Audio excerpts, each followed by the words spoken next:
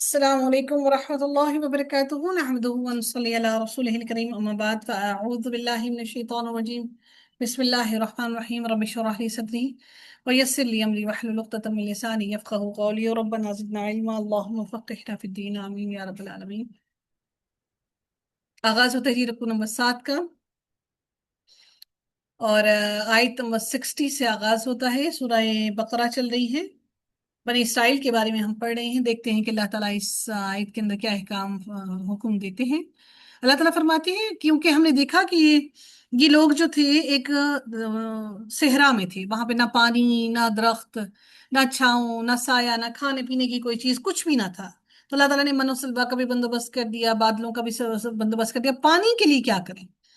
تو بنی اسرائیل نے حضرت موسیٰ علیہ السلام سے کہا وَإِذِ اسْتَسْقَىٰ مُوسَىٰ لِقَوْمِهِ فَقُلْنَا اضْرِبْ بِعَصَاكَ الْحَجَرَ۔ اللہ تعالیٰ فرماتے ہیں اور اس وقت کو یاد کرو جب موسیٰ نے اپنی قوم کے لیے پانی مانگا تو ہم نے کہا کہ اپنی لاٹھی پتھر پر مارو تو اس سے 12 چشمے پھوٹ نکلے، کیونکہ 12 قبیلے تھے تو 12 چشمے پھوٹ نکلے۔ یہ واقعہ بھی اسی وادی سینا میں پیش آیا۔ سائے اور غذا کے علاوہ انہیں پانی کی بھی ظاہر بہت شدید ضرورت تھی، اور وہاں پر کہیں پر بھی کوئی پانی کا نام و نشان نہیں تھا۔ تو لوگوں نے حضرت موسیٰ علیہ السلام سے شکایت کی کہ اللہ سے دعا کریں۔ تو یہ 12 قبیلوں کے لیے اللہ تعالیٰ نے 12 چشمے رواں کر دیے۔ کوئی شگاف بڑا تھا، کوئی چھوٹا، اور یہی صورت ان 12 قبیلوں کے افراد کی بھی تعداد تھی، یعنی کوئی قبیلہ بہت بڑا تھا، کوئی چھوٹا تھا، اسی حساب سے اس کے اندر وہ شگاف پڑے۔ پانی کی اس طرح تقسیم سے ان میں پانی پر آپس میں جھگڑے کے امکانات ختم ہو گئے کہ ہر قبیلے نے اپنی اپنی جگہ معلوم کر لی۔ اللہ تعالیٰ نے یہاں پر اسی لیے فرمایا قَدْ عَلِمَ كُلُّ أُنَاسٍ مَّشْرَبَهُمْ۔ ہر قبیلے کو پتہ چل گیا ان کی تعداد کے حساب سے کہ کون سا شگاف بڑا اور کون سا چھوٹا، کہ کون سے قبیلے کو کون سا شگاف والا پانی کا وہ حصہ ملا۔ اسی لیے اللہ نے کہا کہ ہر ایک نے اپنی پانی پینے کی جگہ جان لی، ہر ایک کو معلوم ہو گیا، اور پانی کی اس طرح تقسیم سے ان کے جھگڑے ختم ہو گئے۔ یہ چٹان اب بھی جزیرہ نمائے سینا میں موجود ہے، جسے سیاح جا کر دیکھتے ہیں، اور شگافوں کے نشان اب بھی اسی طرح دیکھے جا سکتے ہیں۔ آج بھی وہاں پر ایسے ہی شگاف اس پتھر میں موجود ہیں۔ اللہ تعالیٰ پھر اگلی آیت میں مزید فرماتے ہیں کہ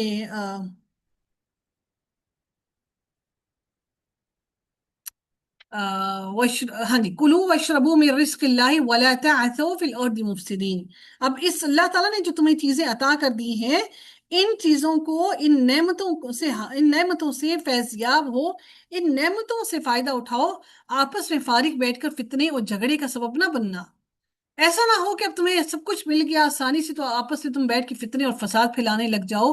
اسی لیے کیونکہ انسان جب فارغ ہوتا ہے، خالی دماغ ہوتا ہے، تو خالی دماغ ہونے کے سبب انسان کے دل کے اندر، دماغ کے اندر فتنے اور فساد جنم لیتے ہیں۔ اسی لیے اب اس قوم کی بھلائی کی ضرورت کے لیے ان کو دین سکھانا بھی ضروری تھا۔ اللہ تعالیٰ نے، اب دیکھیں، اللہ تعالیٰ نے ان کو ہر چیز، ہر بات، ہر چیز مہیا کر دی۔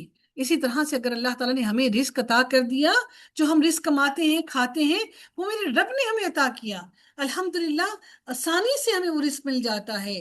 کوئی محنت زیادہ کرتا ہے، کوئی کم کرتا ہے، لیکن میرے رب نے اپنا ہاتھ نہیں روکا رزق دینے کے لیے۔ ہم کسی کے غلام نہیں، ہم آزادی سے کام کرتے ہیں اور آزادی سے اپنا کھانا پکاتے ہیں اور کھاتے پیتے ہیں، ہم کسی کے غلام نہیں ہیں۔ لیکن اللہ تعالیٰ کی ان تمام نعمتوں کو سے اچھے طریقے سے فیضیاب کیسے ہو سکتے ہیں کہ ہم ان نعمتوں کا شکر ادا کر کے اللہ تعالیٰ کے شکر گزار بندے بن جائیں۔ پھر رب کائنات نے فرمایا وَإِذْ قُلْتُمْ يَا مُوسَىٰ لَن نَّصْبِرَ عَلَىٰ طَعَامٍ وَاحِدٍ فَادْعُ لَنَا رَبَّكَ يُخْرِجْ لَنَا مِمَّا تُنبِتُ الْأَرْضُ مِن بَقْلِهَا وَقِثَّائِهَا وَفُومِهَا وَعَدَسِهَا وَبَصَلِهَا۔ اب کیا ہوا؟ اب یہ تو سارا کچھ انہیں مل گیا۔ اب یہ لوگ پہلے تو کیا کرتے تھے کہ بہت زیادہ جھگڑے میں رہتے، اور فساد فی الارض کی اللہ تعالیٰ نے سختی سے ممانعت کر دی کہ اب تم لوگوں نے زمین کے اندر کوئی فساد نہیں کرنا، کوئی چوری ڈاکہ لوٹ مار قتل و غارت اور ایک دوسرے کے مال کو غصب نہیں کرنا، اور زمین کے اندر کوئی فساد برپا نہیں کرنا۔ مدینہ کے مسلمانوں نے منافقوں سے کہا کہ زمین میں فساد نہ کرو، تو وہ کہنے لگی کہ ہم مفسد کب ہیں، ہم تو اصلاح کرنے والے ہیں۔ موسیٰ علیہ السلام فرعون، قارون اور حامان کو مفسد قرار دیتے تھے، تو فرعون اور اس کے درباری سیدنا موسیٰ علیہ السلام اور آپ کے پیروکاروں کو فسادی قرار دیتے تھے۔ फिरौन की दरबारियों ने फिरौन से कहा कि क्या तू मूसा और इसकी कौम को यूं ही छोड़ देगा कि वो जमीन में फसाद मचाते फिरें और तुझे और तेरे माबूदों को छोड़ दें। तो इस पर फिरौन ने इस किस्म की क्या कहा कि फसाद फिल अर्द की इस्लाह के तौर पर उसने क्या कहा कि हम लोग इनके बेटों को कत्ल करेंगे, कि हम इनके बेटों को जब कत्ल कर देंगे तो फिर ये समझ जाएंगे कि हम फसाद नहीं कर रहे, और उनकी बेटियों को जिंदा रखेंगे और हम इन लोगों पर पूरी कुदरत रखते हैं। इन आयात से मालूम हुआ कि हर शख्स के नुक्ता नजर के मुताबिक फसाद फिल अर्थ मुख्तलिफ है। हर इंसान अपने आप को दुरुस्त समझता है। लड़ने वाली हमेशा दो पार्टीज होती हैं, लेकिन लड़ने वाली दोनों पार्टीज ही अपने आप को दुरुस्त समझती हैं। लेकिन दुरुस्त वो इंसान है जो अल्लाह ताला के रास्ते पर चलने वाला है। देखिए, फिरौन भी अपने आप को फसादी नहीं समझता था।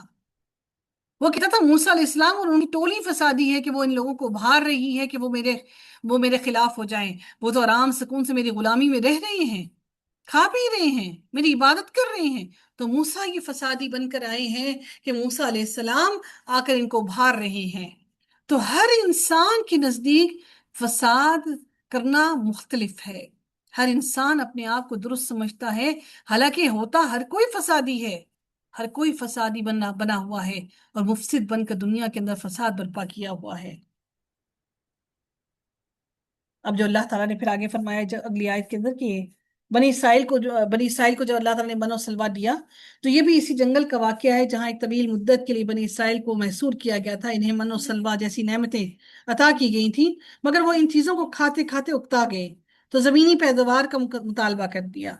मूसा अलैहिस्सलाम ने इन्हें समझाया, जो चीज तुम्हें यहाँ से बिला मुशक्कत मिल रही है वो इससे कई गुना ज्यादा बेहतर है, और जो तुम मांग रहे हो उसके लिए तुम्हें जमीन में मुशक्कत करना पड़ेगी। लेकिन जब उन लोगों ने अपने मुतालबे पर इसरार किया तो मूसा अलैहिस्सलाम ने बिलाखिर उनका मुतालबा तस्लीम करते हुए कहा, अगर यही चाहते हो तो फलां शहर में चले जाओ, वहां तुम्हें ये चीजें मैसर आ जाएंगी। मूसा अलैहिस्सलाम का सिर्फ यही मतलब न था कि मनोसलबा जो तुम्हें बिला मुशक्कत मिल रहा है वो मुशक्कत से मिलने वाली चीजों, गंदुम और साग वगैरह से बेहतर है, बल्कि ये भी था कि जंगल की आजादाना फिजा तुमसे बुजदली दूर करने, शुजात पैदा करने और जिहाद के लिए जिहाद पर उभारने के लिए एक अच्छा माहौल था।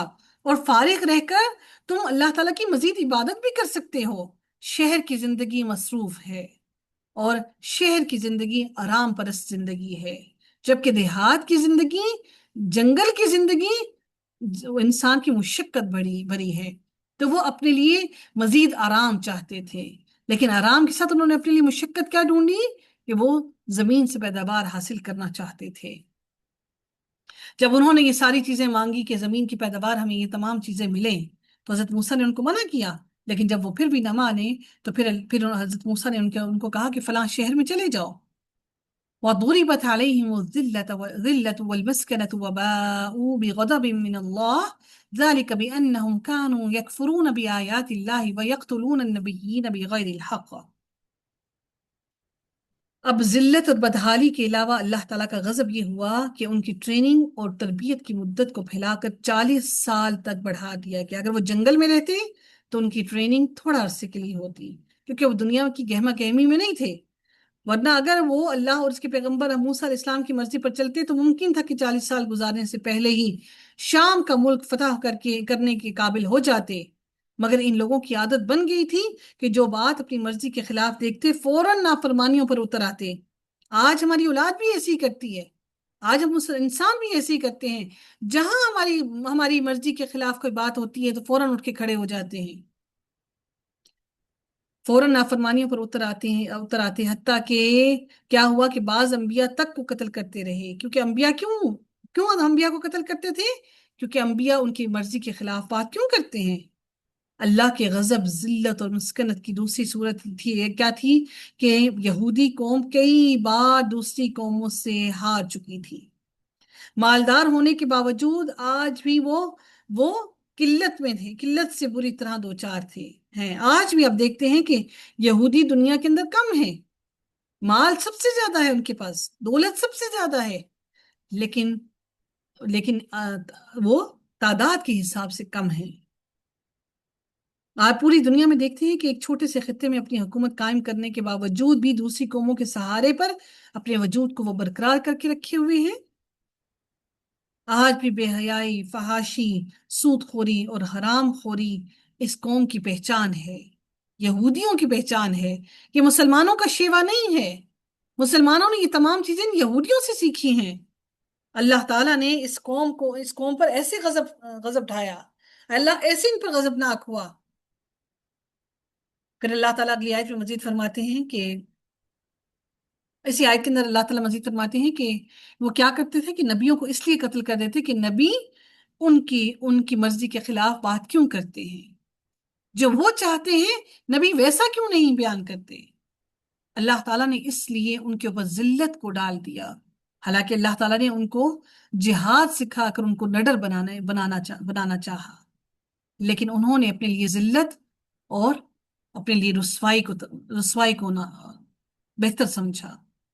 بہتر سے مراد کیونکہ وہ اتنے سالوں تک فرعون کی غلامی میں رہے تو ان کو یہ ذلت اور رسوائی کچھ محسوس نہیں ہوتی تھی۔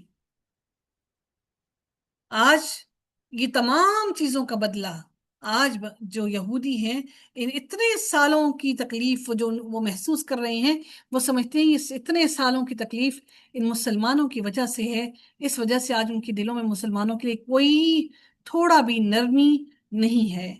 یہ وہ نفرت ہے جس کی وجہ سے وہ آج ہم مسلمانوں کے بچوں کو کاٹ رہے ہیں۔ فرعون سے زیادہ وہ فرعونیت پر اترے ہوئے ہیں۔ جو فرعون نے ان کی قوم کے ساتھ کیا، آج وہ لوگ مسلمانوں کے ساتھ وہ سب کچھ کر رہی ہیں۔ اللہ تعالیٰ سے دعا ہے کہ رب کائنات اس پرفتن ماحول، اس پرفتن معاشرے کے اندر اللہ تعالیٰ ہم سب کی حفاظت فرمائے، ہمارے آنے والی نسلوں کی حفاظت فرمائے، ہماری آل اولاد کی اللہ تعالیٰ حفاظت فرمائے، اور ہم سب کو عمل کرنے کی توفیق عطا فرمائے۔ آمین یا رب العالمین۔ وآخر دعوانا الحمد للہ رب العالمین، صلی اللہ تعالی علی خیرہ خلقہ اجمعین برحمتک یا ارحم الراحمین۔ سبحانک اللہم وبحمدک، نشہد ان لا الہ الا انت، نستغفرک ونتوب الیک۔ السلام علیکم ورحمۃ اللہ وبرکاتہ۔